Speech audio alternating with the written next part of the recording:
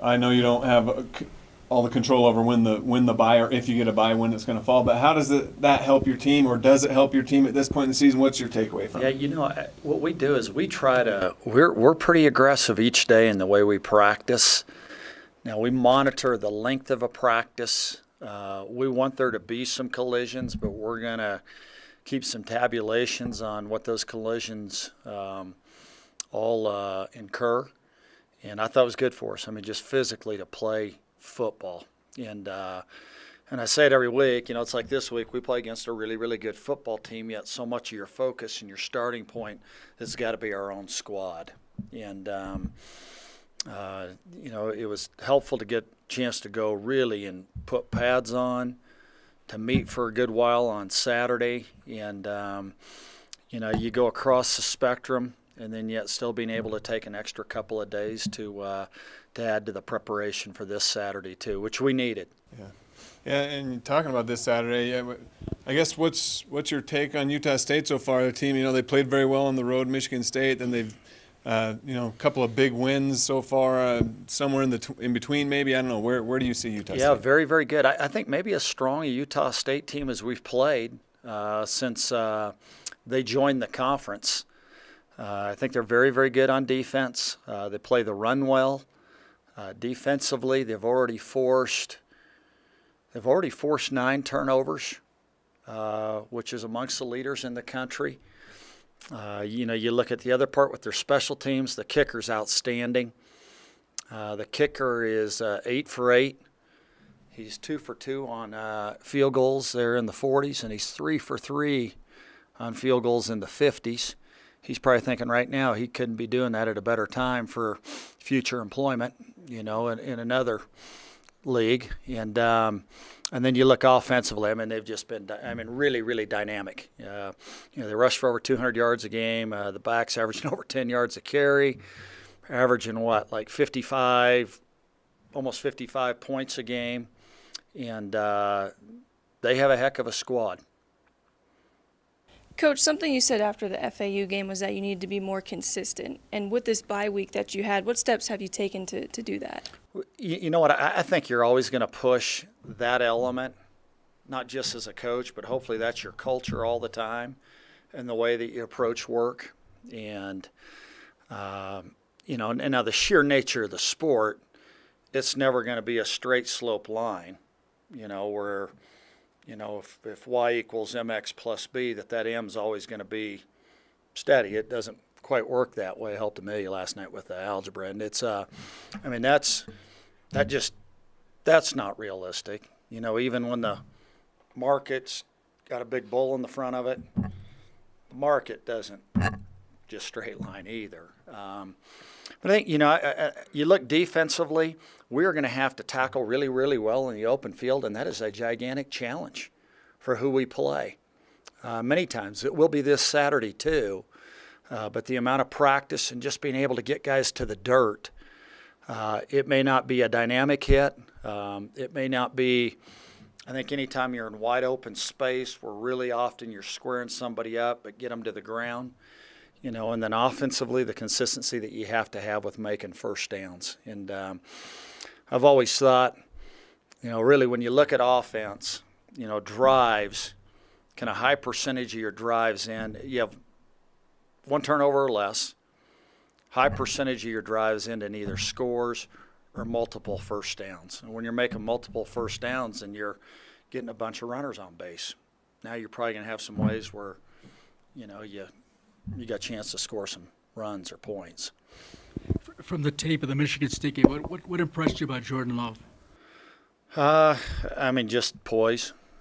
You clearly can tell a guy that's played, really, really capable player in an environment that's not easy at all in which to play. As we know, we were there. I guess it was 3 years ago.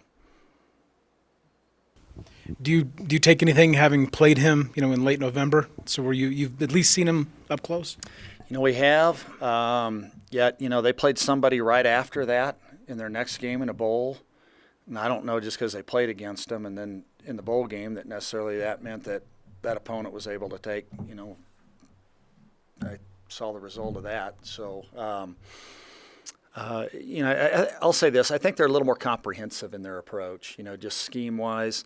They can move at a little more rapid pace, just being able to peel off snaps. And in the other part, too, I think anytime a guy, the more he's played, he just tends to be even more decisive of knowing where to go with the ball. So just when it comes to natural look-offs, knowing where a route's going to open up based upon a coverage and how that can move you one step or two step. It doesn't seem like a lot, but 5 more feet of a window is a big time matters. Not only in a completion, but I think it doesn't run after the catch too, because that means there's just a little more displacement away from the ball after it's been received. And with the tempo they play with, does it help that you played a team, in Florida that also snaps it pretty quickly? Yeah, it could. Everybody does it a little bit different. I think, you hear tempo and at least the way in a ball can be snapped. There are teams that keep certain receivers on the left and right side no matter what. There are other times maybe where an H would move and a slot. They may be congruent, or they may clearly be 2 guys that do flip. There may be times where teams you get a beat a little bit on, hey, are they a 2-snap team? Are they a 5-snap team? And when do they do it? Is it only after a first down, after a third down? But I think for the most part it very well could, yes. When you were on the rules committee, I know that was pace of play was a big topic of conversation.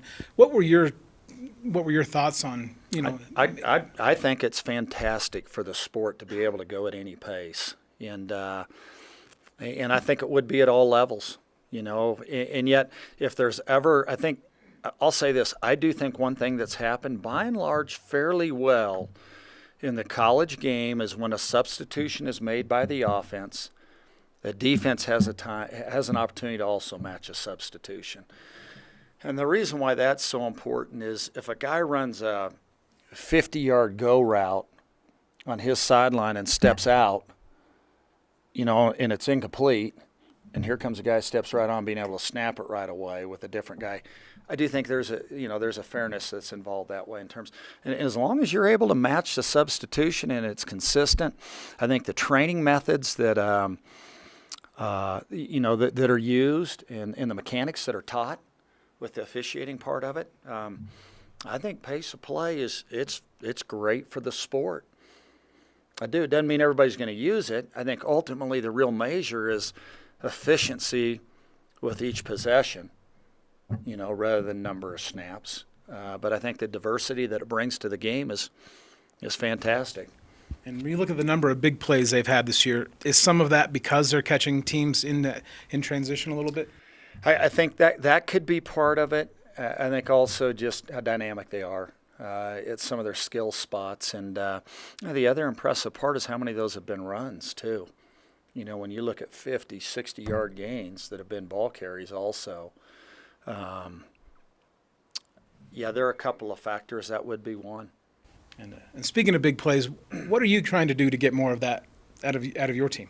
Like I said a little bit earlier, I do think when you make some more first downs, you tend to create some opportunities to make some bigger plays, and I think they tend to go hand in hand too.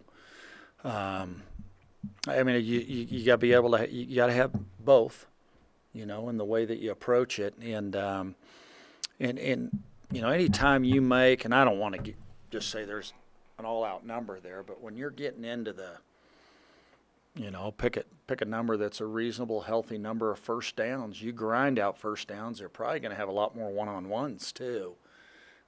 You got to do both.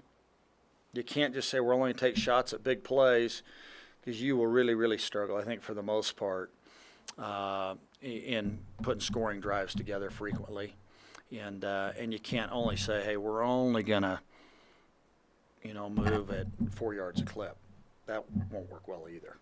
There's got to be a blend, a right balance that way. From a personnel standpoint, are you still kind of looking for some of those guys who can provide some of that dynamic presence? Yeah, part of that's execution.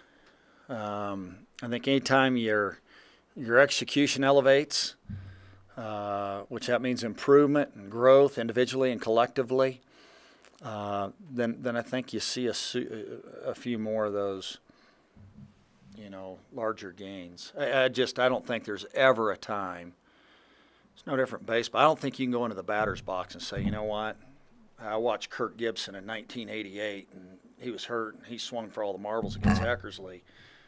I don't think you can go up there and think, I'm going to see if I can jack one out of the park. You know what, if a guy hits 3 home runs in one night, I know he didn't play for very long last night, and one of them goes 505 feet, I don't think he went up there thinking, hey, I'm going to hit one over up there off that scoreboard in left field past the famous Dave's, manhandler barbecue sandwich place. I mean, I just think you got to put the barrel on the ball. I think offensive football's the same way. If we see Cade Remsburg a little more, what would we be able? What do you expect to see from him if he plays more? Well, he has good movement. Clearly has improved his strength and being able to play. It's now I don't think from day 2 you're going to say, all right, this guy's got to become the Kansas Comet.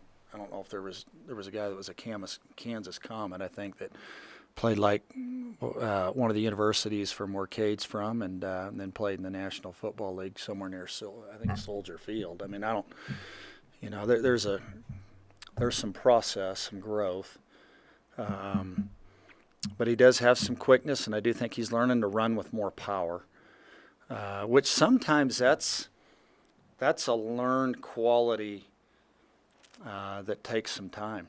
I think frequently in high school you see guys that have pretty good top-end speed, and just when it comes to fundamentally learn how to run behind your pads, that's something that you teach and learn and practice and develop over a course of a period.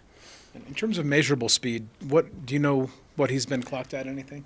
Oh, yeah. I mean, not exactly. I mean, you could certainly go back and say, all right, Newton, Kansas, state 100 meters, or what that is. Scooting along at a pretty good clip. I mean, can he run like Tim McVeigh? Yeah, he's got good top end speed, very good top end speed, and I think if you went and Googled a 2016 spring results, or even back the year before 2015 spring results, when he was either one of those, I think you'd see that this guy can motor. And was he always going to be a tailback here, or was there ever thought No, Z? he was always going to be a tailback. Okay. And another guy in the backfield, Christian Mallard, looks like he's kind of moved up a little bit. Mm-hmm. Being a former tailback, can you see that when he runs the ball a little bit at fullback? No, you can. Yes, does have good running skill. I think the other part is he embraced a role. He was the guy that had always been a tailback. And we just felt like at the end of last season, where he could really, really contribute, perhaps down the road, would be at the fullback spot. And he added good pounds, not unnecessary weight at all. I think he added about 12 pounds. Probably went from about 214, 215 to 227, 228. And has done a really, really good job in the weight room. I'll say this. I think there's merit. And it's not an absolute.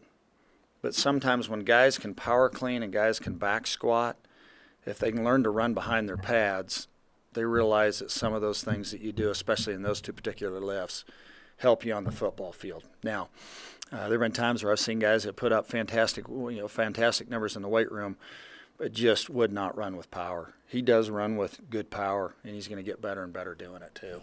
Okay. And any updates on the quarterback situation? No, both. The two guys that have played so far will play, and even DJ. And we're gonna make sure he's ready to go. Who also played in our first game. Donald, DJ, yeah.